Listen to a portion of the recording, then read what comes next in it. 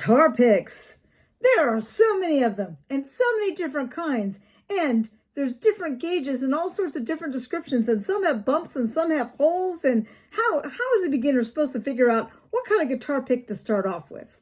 It can be quite confusing. Now, as you develop as a player, you may want to experiment with different picks and try out different things and see, what fits you best for certain situations.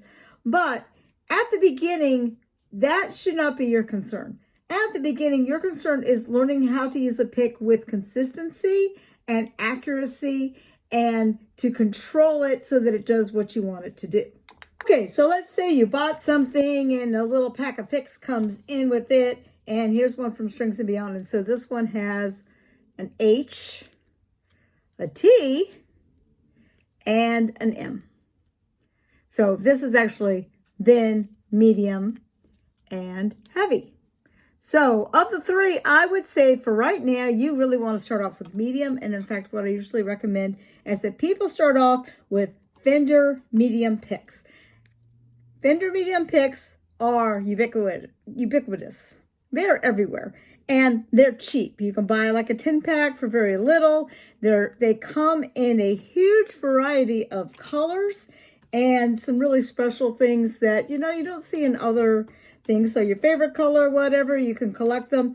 And the mediums are nice because they're not too thin, they're not too thick, and they're cheap enough that you're going to lose them. They're going to break. They're going to end up, your dog can get them. They end up underneath the piano, whatever. They just disappear. You don't want to be spending $1 a pick. They'll end up inside your guitar hole, if you're playing the acoustic guitar. So, that it's good to start off with something that's, not too expensive and that is a good general purpose pick. So the medium picks are nice because they allow you to do some strumming very well, and they do picking really well. It's easy to switch back and forth.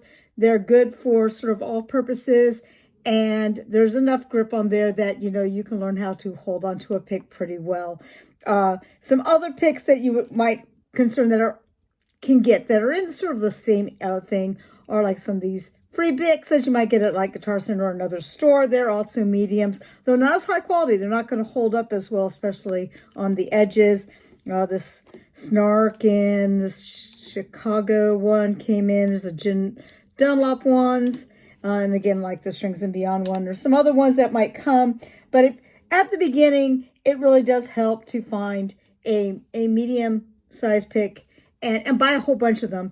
And just stick with those for the first few weeks until you have your technique down and you can hit the string that you're trying to hit consistently and hit it with the right amount of pressure to make it loud or soft and with control, that you're choosing it and not just, flailing all over the place. Plus, then you also have to be able to like switch back and forth between low strings and high strings and things like that. And getting a good grip. So one of the things too is that I see a lot of people will start off and they'll kind of hold it like this and around the knuckle. And really the best way to hold the pick, have your thumb go behind, and you want to grip it with the index finger. It's going to give you the most control. I have seen even professionals who play it this way and they're gripping it at the knuckle. But honestly, you get the most control with the fingertip. So you want to start off with the fingertip. You don't want to grip it this way so that it's coming over like that. You want to make sure that the thumb is going parallel to the top of the pick, but not so that the pick's showing on the other side. You want your thumb to be lower, and then you're making sort of that T coming over.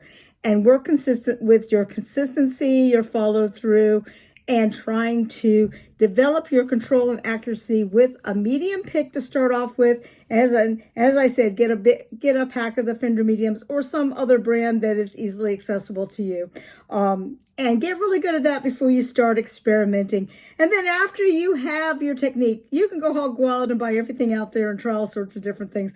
But you want to have something that you can always come back to and be consistent with. And so this is the best place to start.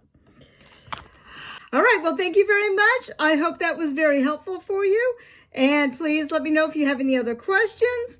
Good luck with your playing, and check in on some of my other videos and see what's going on the channel. Have a great day.